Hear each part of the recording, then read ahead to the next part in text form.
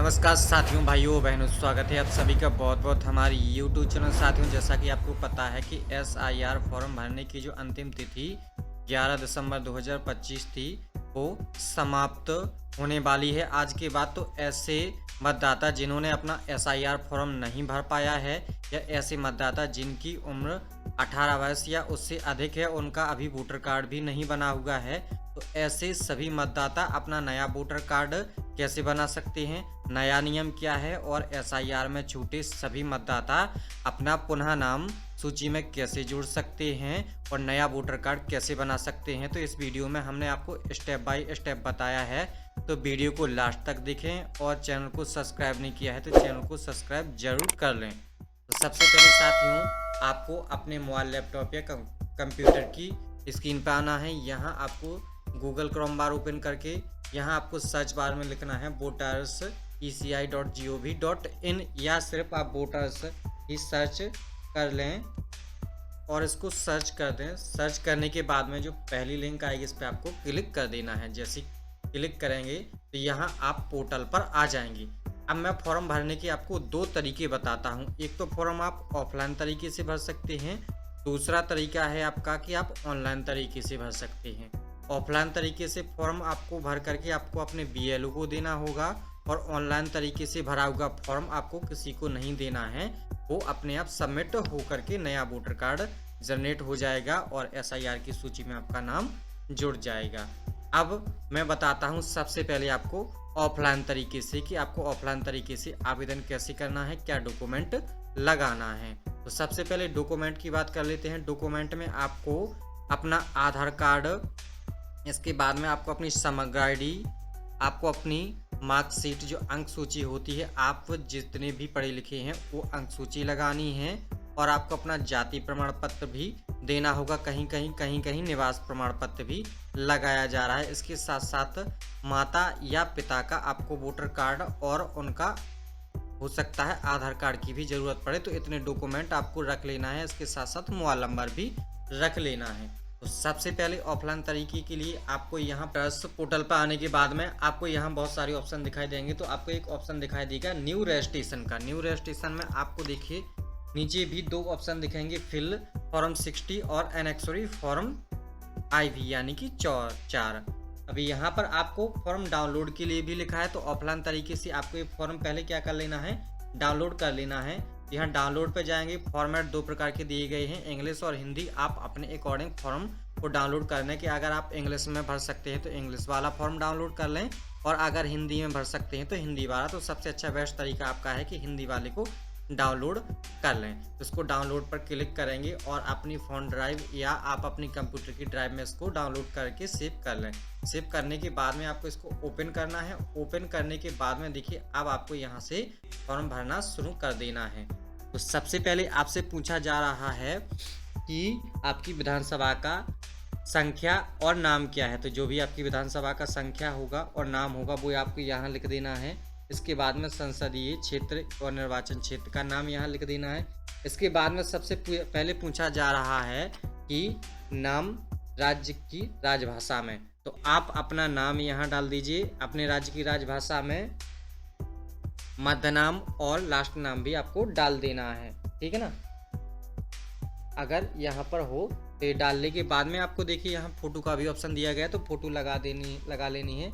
इसके बाद में नाम अंग्रेजी में लिखना है, वही सैम्पल की गया। हिंदी के बाद इंग्लिश में लिख लेना है।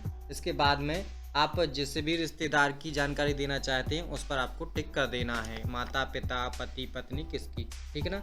और उनकी भी यहाँ पर आपको नातेदारी रिश्तेदारी यहाँ लिख देनी है। इसके बाद में स्वयं का मोबाइल नंबर यहाँ डाल देना है, जो भी मोबाइल नंबर होगा।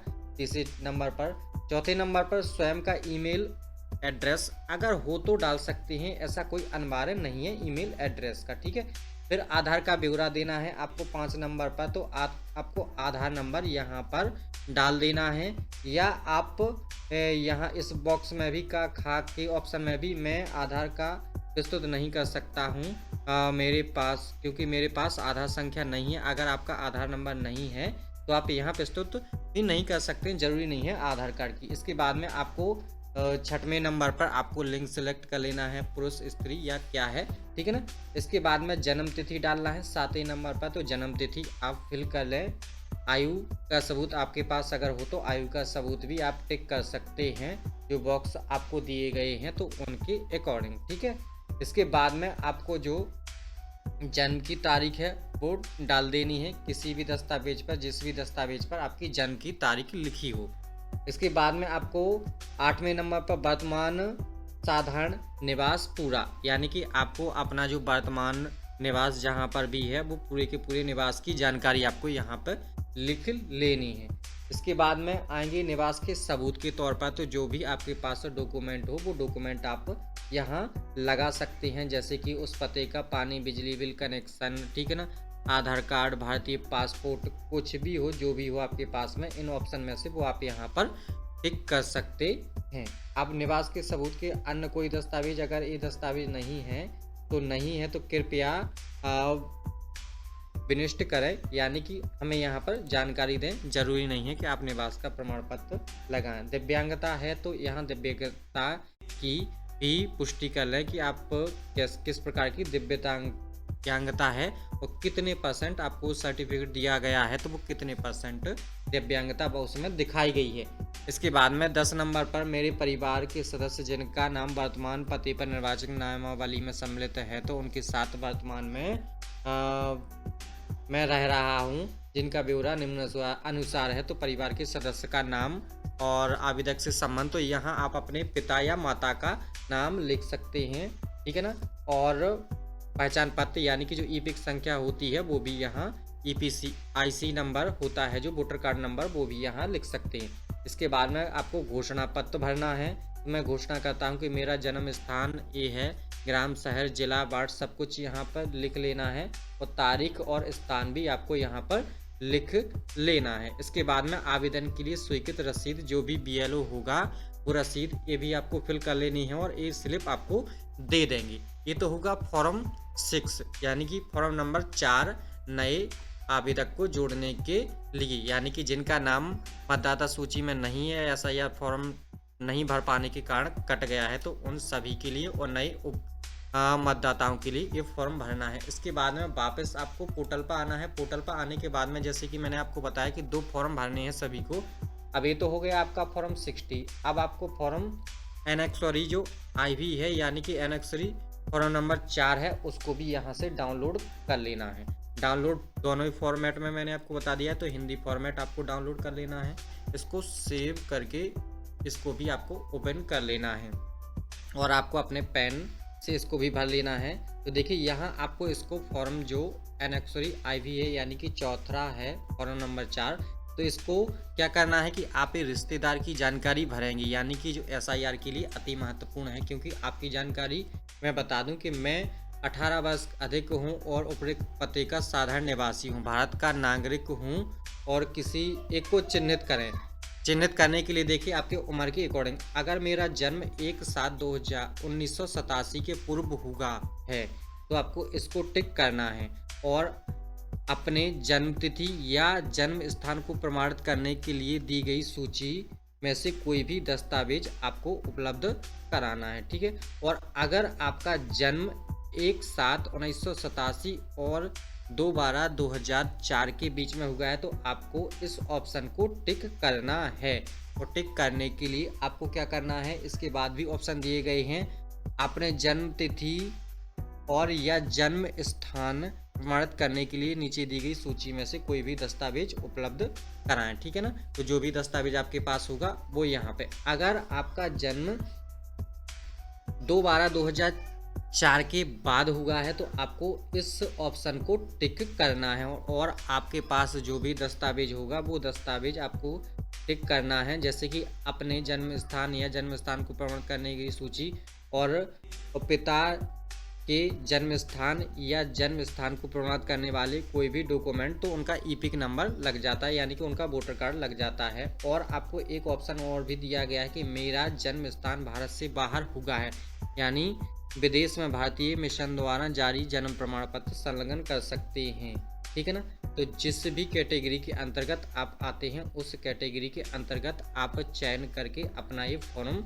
भरें। इसके बाद में दिनांक, स्थान और अपने हस्ताक्षर या अंगूठे का निशान प्रमाणित कर दें। इसके बाद में जो आपको बता दूं कि जो डॉक्यूमेंट बताए गए थे, पूरे के पूरे डॉक्यूमेंट यहाँ पे दिए गए हैं। तो जो भी डॉक्यूमेंट आपके पास हो उसको संलग्न करके आप लगा सकते हैं।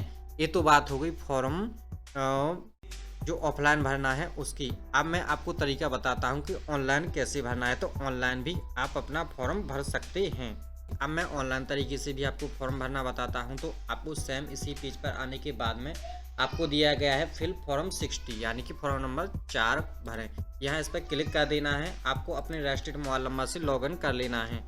अगर आप लॉगिन नहीं कर पाएंगे तो पिछले वीडियो में मैंने बता रखा है कि आपको लॉगिन आईडी कैसे बनानी है और कैसे लॉगिन करना है, ठीक है ना। जैसे मेरी लॉगिन आईडी बनी हुई है तो मैं यहाँ लॉगिन करके आपको बता देता हूँ। और अगर आपकी लॉगिन आईडी नहीं बनी है तो पहले आपको पोर्टल पर जा कर के लॉगिन आईडी बना लेनी है, ठीक है ना। आपको यहाँ लॉगिन होने के लिए मोबाइल नंबर डालने के बाद OTP डालना है। तो ये OTP कभी कभी लेट भी आता है, तो परेशान होने की बात नहीं है, ठीक है ना। इसके बाद में आपको वेरीफाई लॉगिन पर क्लिक करना है और पुनः आपको फिल फॉर्म 60 पर आना है। और आपके सामने इस प्रकार से पूरा का पूरा फॉर्म खुल जाएगा। आप इसको हिंदी इंग्लिश में भी कर सकते हैं। जैसे कि आपको इंग्लिश समझ में नहीं आ रही है तो आप इसको हिंदी में भी सिलेक्ट कर सकते हैं। सेम वही फॉर्म है पूरा का पूरा जैसा कि आपने ऑफलाइन तरीके से फॉर्म भरा हुआ था। बस इसमें ये है कि आपको पेन चलाने की आवश्यकता नहीं है और जो भी डॉक्यूमेंट हैं आपको यहाँ सभी अपलोड करने हैं। तो आप इस प्रकार से आप अपने राज्य का चयन करें। जो मैंने बताया था वो तो सेम ऑफलाइन तरीका और ऑनलाइन तरीका एक ही है। बस इसमें क्या है कि आपको पेन पेंसिल से नहीं भरना पड़ेगा ऑनलाइन तरीके से, और ऑफलाइन तरीके से आपको पेन पेंसिल से भरना होगा और अपने BLO को देना होगा। तो सेम इस प्रकार से आप अपना फॉर्म नंबर 60 और जो मैंने आपको बताया है कि फॉर्म नंबर जो एनेक्सरी फॉर्म है वो भी आपको यहाँ से फिल करना है। दोनों प्रोसेस में चाहे ऑफलाइन हो ऑनलाइन हो आपको दोनों फॉर्म भरना है, तभी आप नए वोटर कार्ड को जनरेट कर पाएंगे और आप अपने सूची में अपना नाम जुड़वा सकते हैं। साथियों, आशा करता हूँ आपको जानकारी समझ में आ गई होगी। अगर जानकारी जो भी समझ में नहीं आई है तो आप हमें कमेंट करें, हम आपकी मदद करेंगे। और वीडियो अच्छा लगा हो तो चैनल को सब्सक्राइब कर लें और वीडियो को अधिक से अधिक लोगों को शेयर जरूर करें। धन्यवाद।